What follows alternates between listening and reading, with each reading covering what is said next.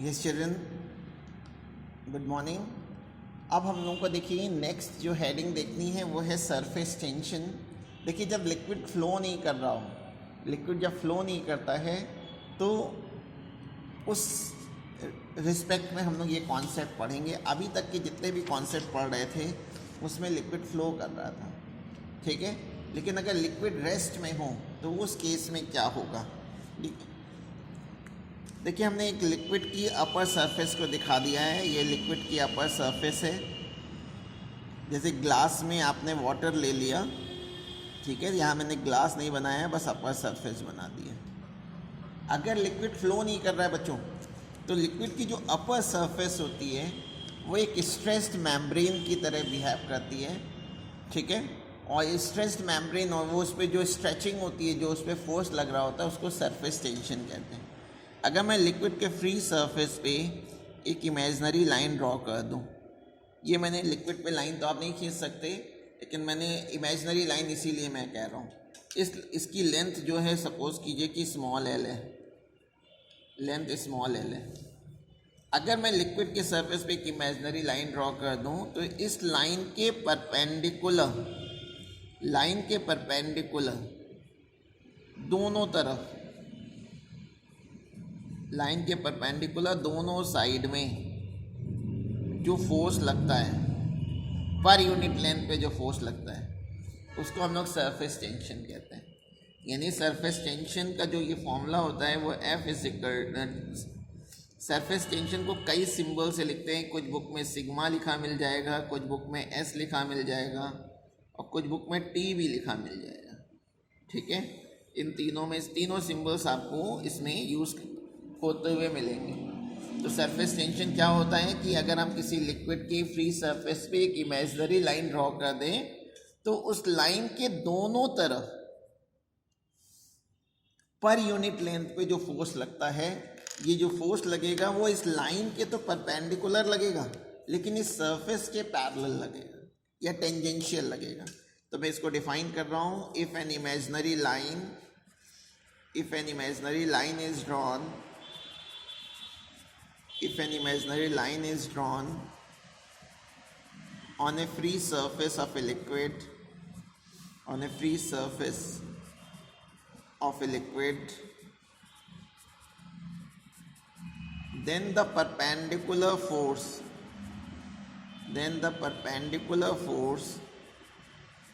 acting on either side, then the perpendicular force acting on either side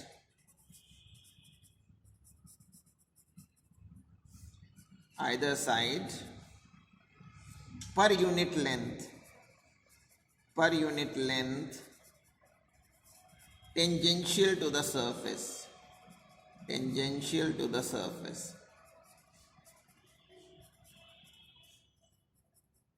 is called surface tension of a liquid, is called surface tension of a liquid.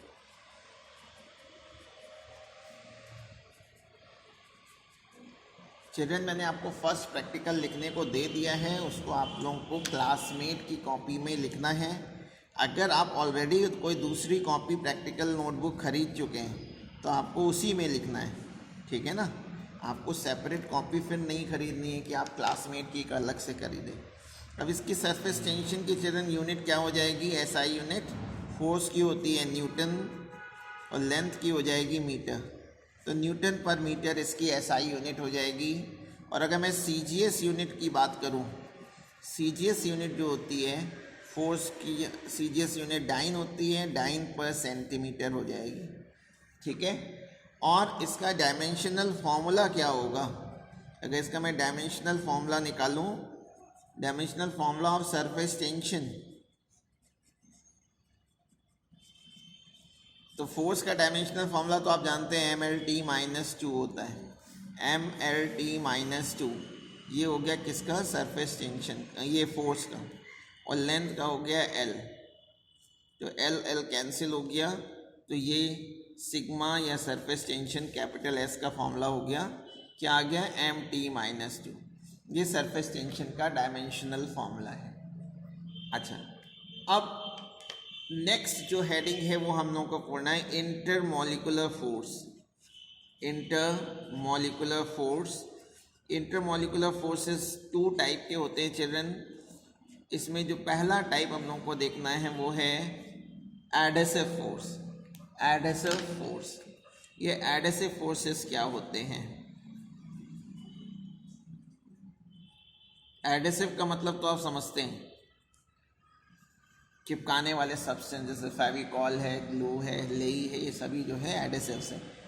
तो अगर to different type के molecules हैं, to different type के molecules के बीच में अगर कोई attractive force लग रहा है, मॉलिक्यूलर फोर्स का नेचर, इंटरमॉलिक्यूलर फोर्स का नेचर अट्रैक्टिव होता है, हमेशा अट्रैक्टिव होता है। अगर टू डिफरेंट टाइप के मॉलिक्यूल्स के बीच में अगर अट्रैक्टिव फोर्स लग रहा है चिल्ड्रन, तो उसको हम लोग एडहेसिव फोर्स कहते हैं। तो एडहेसिव फोर्स क्या हो गया? Attractive force, attractive force acting between two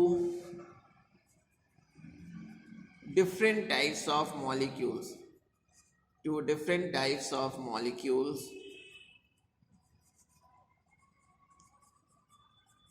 is called adhesive force, is called adhesive force।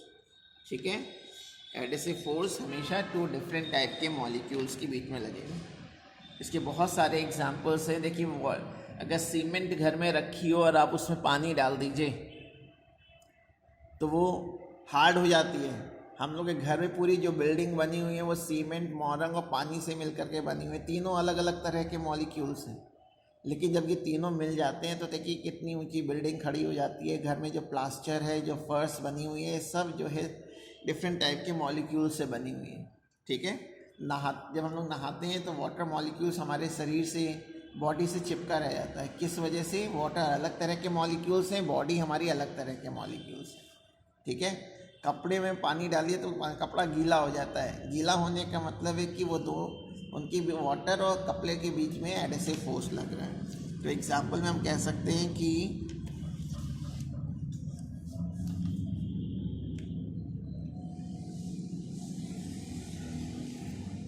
water wets the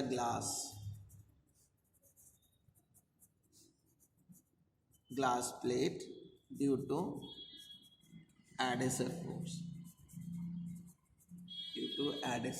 force, ठीक है।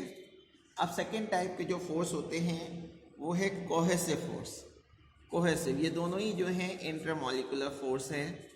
कोहेसिव फोर्स, अगर टू सेम टाइप के मॉलिक्यूल्स हैं तब उनके बीच में जो अट्रैक्टिव फोर्स लगता है उसको हम लोग कोहेसिव फोर्स कहते हैं। दोनों ही अट्रैक्टिव होते हैं। अट्रैक्टिव फोर्स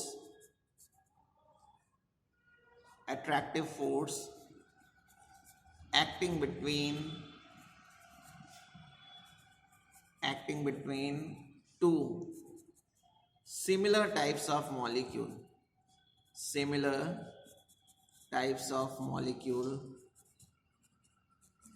is called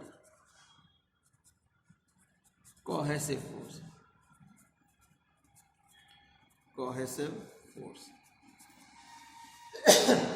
तो ये हो गया। इसके एग्जाम्पल में force acting between mercury molecules.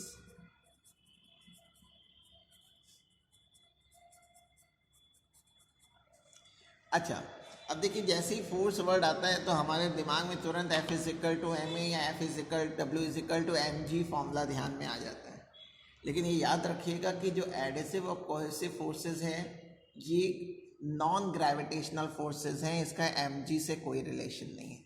ठीक है, दोनों ही फोर्सेस जो है इनका यहाँ मैं स्टार बना के लिख दे रहा हूँ कि these forces are non gravitational. ये ग्रेविटेशनल फोर्स नहीं है, नॉन ग्रेविटेशनल। एंड ये स्पेशल टाइप के फोर्सेस हैं, they are special type of forces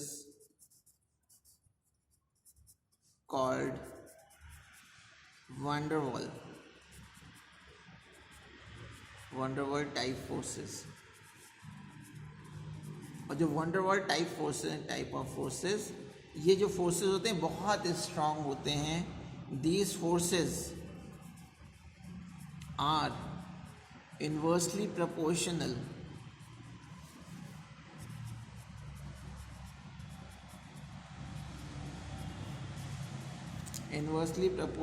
to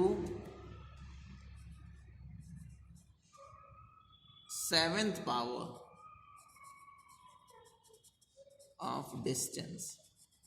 7th power of distance यानी F जो है वो इनवर्सली प्रोपोर्शनल होगा children R to the power 7। ठीक है, तो ये मच स्ट्रॉन्गर होते हैं ग्रेविटेशनल फोर्स से।